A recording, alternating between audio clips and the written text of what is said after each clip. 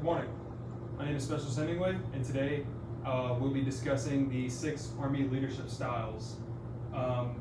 As you can see over here in front of you on the table, we have a handout of the PowerPoint slide going around the room.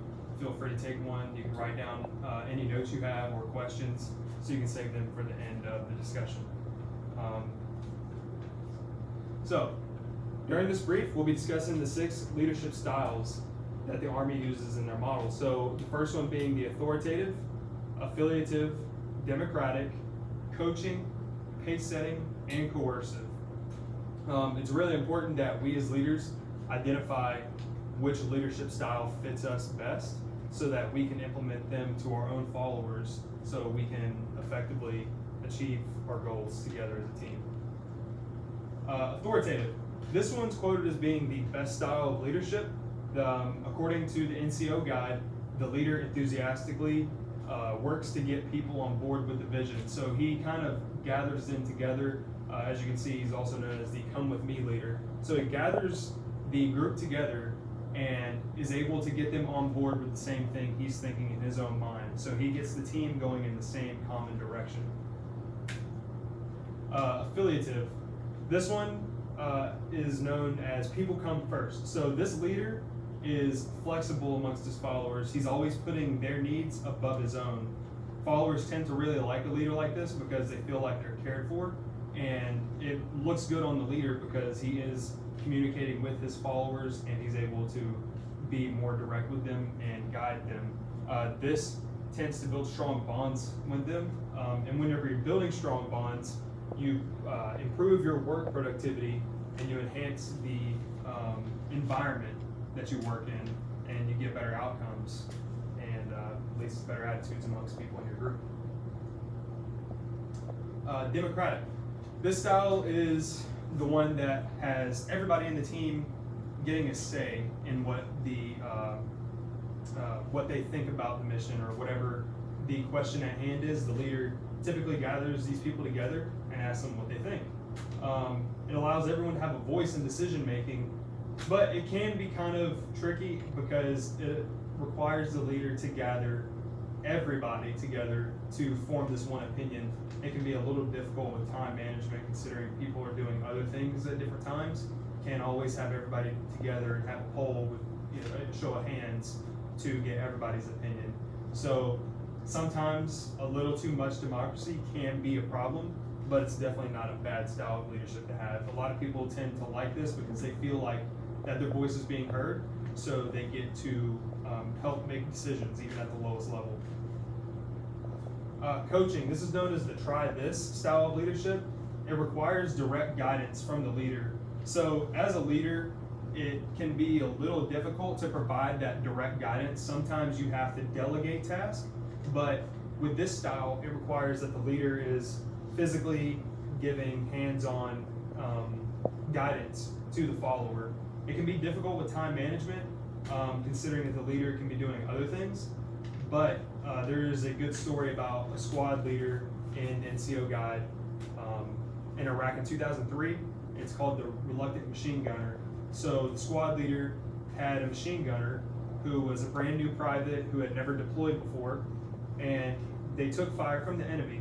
So the squad leader then directed his machine gun fire to the enemy, but being that he was new and kind of scared, the private wasn't able to engage the enemy like he was supposed to. This came to be a problem because they kept taking fire and they weren't able to suppress it. So the squad leader knew that in his time he had to go over to the machine gunner, physically move him off the gun, get on his position, pull the trigger, and then move back off. What this did is the best example of coaching because it's exactly what it is. He showed the follower, he gave them a try this kind of method to his coaching. So he showed the follower exactly what tasks needed to be completed and what the standard was, and then immediately after that, the machine gunner was able to complete his job. He was able to engage the enemy, which ultimately probably saved their life. So sometimes coaching is very necessary, especially in real life situations, for a leader to implement that into his style. Pace setting. So this style of leadership is for the leader that performs at very high levels. he expects followers to maintain the same standards that he has for himself. So take for instance, you have a leader who scores 300s on PT tests. He would expect all of his followers to also score 300s on his PT test. This can be a little hard though, because as a leader, you have to understand that certain people have different needs and they need different guidance. Not everybody is the same. Not everybody can score 300. I mean, ultimately as a leader, you would like those people to be at your standard if it's high, but you have to realize that it's just reality. Human beings by nature are just not going to be able to compete on the same exact level as you, per se. This leader is known as the do as I do and do it now.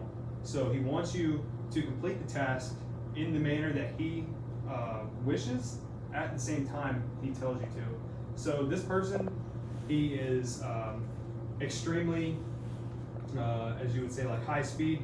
He's probably in a high speed unit, but it's not for everybody. It's definitely not a leadership style that is very effective amongst a large group. Coercive. So this leadership style is known as like a bullying tactic.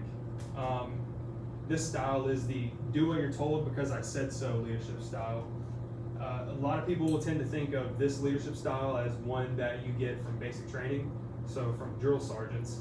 They use that fear and aggression that you get with the coercive leadership style to achieve their goals. So, you remember at basic training, you remember your drill sergeants would scream and yell until you get down and do push-ups for not completing something within a time period. Well, this usually works for a short period of time, but it typically doesn't last. It lowers the morale for all of the soldiers that are around this type of leadership. Because if you're always screaming and yelling at people, it doesn't help the group complete the goals because they're just constantly afraid to ask questions or complete the tasks that they have. All right, so in conclusion, the 6 styles of Army leadership are the authoritative, affiliative, democratic, coaching, case setting, and coercive. They're both unique in their own ways, but none of them are technically better than the others. They all have value to them and they all have their drawbacks.